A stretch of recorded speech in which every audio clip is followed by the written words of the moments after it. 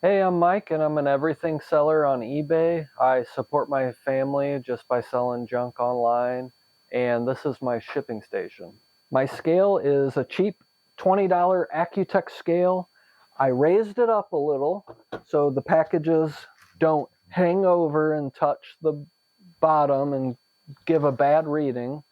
This is just like a piece of tape I rolled up and then put a box on top. And this box has been up there for about 2 years, so I haven't crushed it yet. It's been working, and it calibrates to the scale, so it goes back to 0. I would recommend doing that. That way you know you're always getting an accurate weight, and the package isn't touching something, throwing that off. My label printer's over there. I use the stack of like 2,000 labels. It sits behind it. I have it raised up a little bit, so that way it feeds perfectly. If the shipping label is level with the printer paper, it will bunch up in the printer sometimes. So I raised it up so that way it feeds perfectly and doesn't bunch up, because that's, can't have that. Other than that, I got a pen and paper. I always write things down so I don't forget them, because I have a bad memory and I'll forget it instantly. So I write it down so I don't forget. I use this pen to write initials on packages. I got a ruler for measuring boxes. My little packing area. This is kind of like plenty big enough to pack stuff on. I thought I was going to need like a lot of room, but really, like, if you had something that's not very big, that's enough room. This is great for like cutting down boxes and stuff, having this cut proof thing on here. This is like for fabric cutting, but it's a hard plastic. It's almost like a plastic cutting board. I got my tape right there. Run out of tape fairly often, every few days or couple days. I have a little storage shelf over here with extra supplies such as my tape or poly bags, my clear poly bags, which my clear poly bags are the same size as these. I use those for shoes and clothes to store, and then I put a skew on them. I have a box by the side that says filler. I have a tub that I do offcuts for, so when I'm resizing boxes, I have those offcuts of cardboard. I throw them in that tub. That way it doesn't fill up my trash can. A couple boxes that I keep my IKEA bags in, so I have about 8 IKEA bags that we use to bring stuff to the post office. I don't use all 8, but use about 4, 2 to 4 every day, so those are good and good to have backups. Great for sourcing.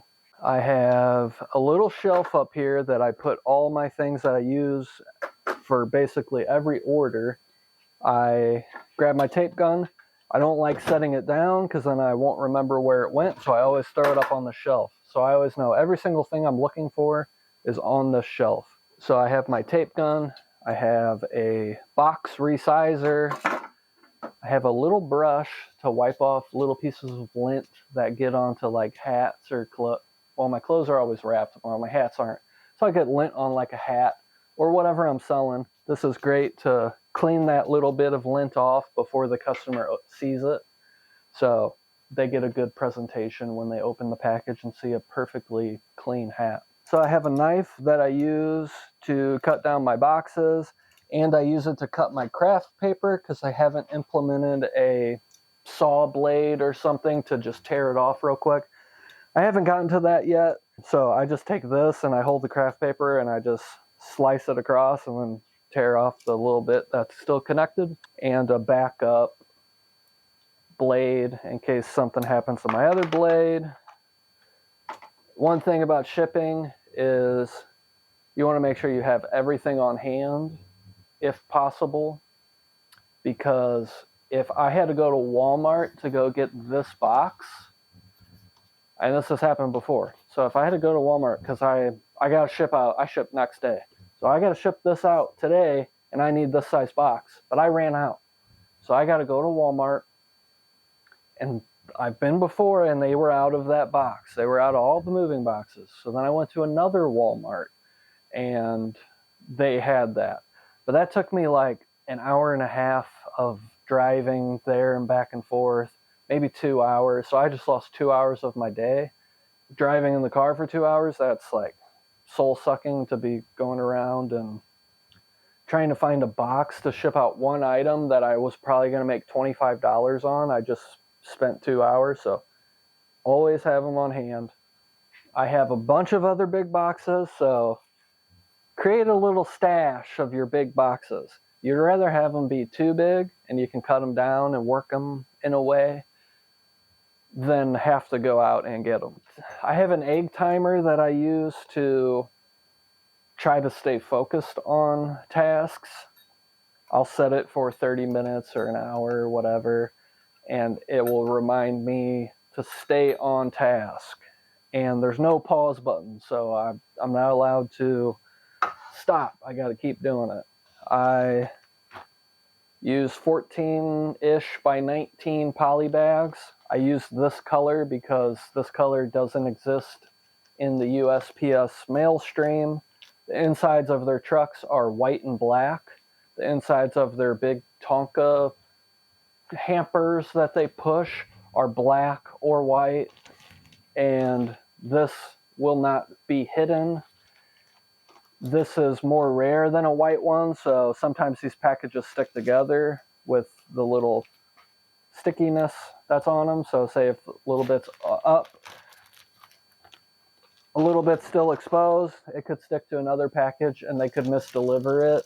So at least if it's this teal color, they'll see it more likely. And I only use this one size. I don't go any smaller.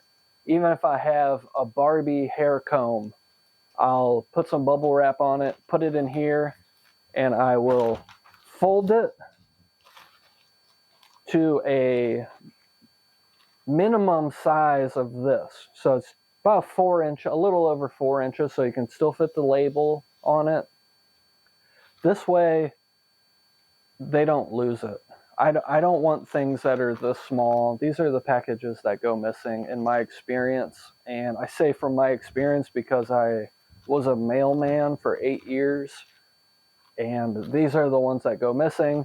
These are the ones the carriers miss and go to the street and forget about, that falls under something or whatever. It stays up in their case. They put it in their case and they don't see it because it's real tiny. Supervisors are supposed to check all the cases and make sure they're all gone, but maybe they didn't, and that's still there. I could go on about post office stuff for a long time, so I might make a video about that.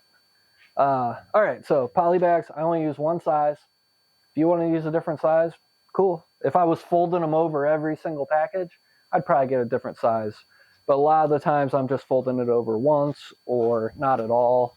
I'll go into the size boxes I use from the most used to the least used. Number one are these 8x6x4. I get all my boxes from the Boxery. So 8x6x4 from the Boxery. They make thicker boxes than other companies, and they're more square than the other ones. Sometimes the other ones are glued a little off so they don't close quite right.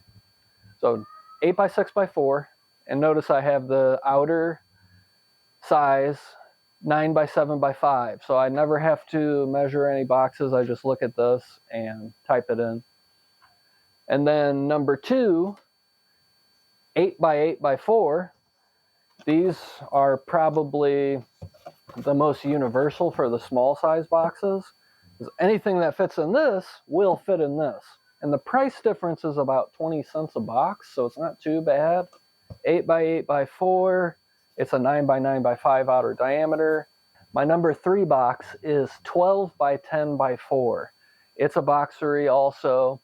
Then I go to my number 4 favorite box, and it is a 14x10.5x8. So I just write 15x12x9. So many different things fit in this box, and it's right under 1 cubic foot. So you know, as long as it fits in here, it doesn't bump up into the shipping cost for the next bracket of cubic yard or foot. When I'm sourcing, I always consider if it doesn't fit into this box, I need to be adding more for the shipping, which also means deducting more for your fees when you're calculating your profit margin for the item you're buying. Next is probably this 12 by 9 by 3. I use these probably the fifth most. 6 is these 12 by, no, I put this in the wrong spot.